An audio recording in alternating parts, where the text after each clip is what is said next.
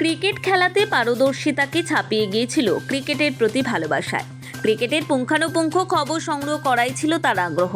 ভারতের খেলা থাকলে তো কথাই নেই, কিন্তু ভারত ইংল্যান্ড চলতি ক্রিকেট টেস্টের ও সিরিজের ফলাফল দেখে যাওয়া হলো না। ক্রিকেটেই ছিল ধ্যান জ্ঞান, আর ক্রিকেটের প্রতি ভালোবাসা ঝিলের জলে ভেসে গেল। জলে দমবন্ধ হয়ে একটি স্বপ্ন শেষ হয়ে গেল। এপিসি কলেজ মাঠে খেলার পরে 4 বন্ধু মিলে পুকুরে স্নান করতে গিয়েই ডুবে মৃত্যু হলো নবব্যারাকপুর পুরসভার 18 নম্বর ওয়ার্ডের দক্ষিণ কোদালিয়ার এক কিশোর সৃজিত সাহা, বয়স 17।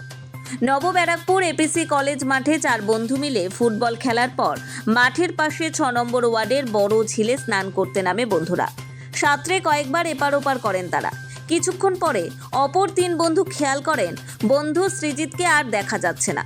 জলে খোঁজাখুঁজির পর না পেয়ে তখনই তারা চিৎকার চেঁচামেচি করতে শুরু করেন। স্থানীয় লোকজন নবব্যারাকপুর থানায় খবর দিলে পুলিশ ঘটনাস্থলে পৌঁছয়।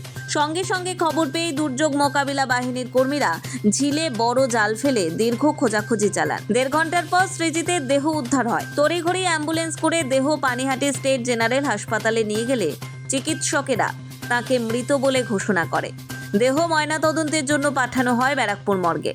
জানা গিয়েছে, Srijit Saha new Barrackpore colony boys high school থেকে এবছর মাধ্যমিক পাশ করে একাদশ শ্রেণীতে পড়ছিল। পড়া আর ক্রিকেট নিয়েই থাকতো সৃজিত।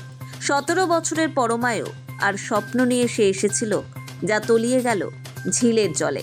বন্ধুরা মিলে গেছিল পুকুরে, এইটুকুই শুনেছি, স্নান করতে 3-4 জন মিলে গেছিল। এমনি নর্মাল স্নান করতে ওরা মাঝে মধ্যেই যায় পুকুর টুকুরে, সাঁতারও জানতো। এবার একবার মনে হয় পুকুর এপার থেকে আর একবার পারাপাড়ি হয়েছে। পারাপার হয়ে মনে হয় 2 জন বন্ধু মনে হয় ঘুরে ওই দিক থেকে পুকুর পাড় থেকে এসছে।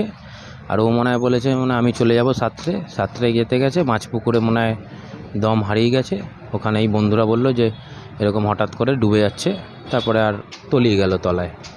এইটুকুই খবর। তারপর তো পুলিশ এলো, ওইখান থেকে ওই জাল ফেলা হলো। জাল ফেলা হলে বডি করলো, সঙ্গে সঙ্গে ওই ঘোলা স্টেট হাসপাতালে নিয়ে যাওয়া হলো।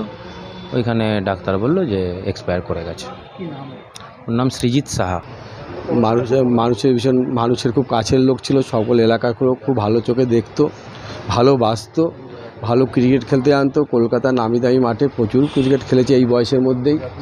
আগামী দিন আরও প্রতিভা নিয়ে তৈরি হতো, কিন্তু উপরের উপরওয়ালার কি বলবো, তার টানে একে চলে যেতে হলো দুনিয়া ছেড়ে। এই আকস্মিক মৃত্যুটা আমরা কোনোভাবেই মেনে নিতে পারি না।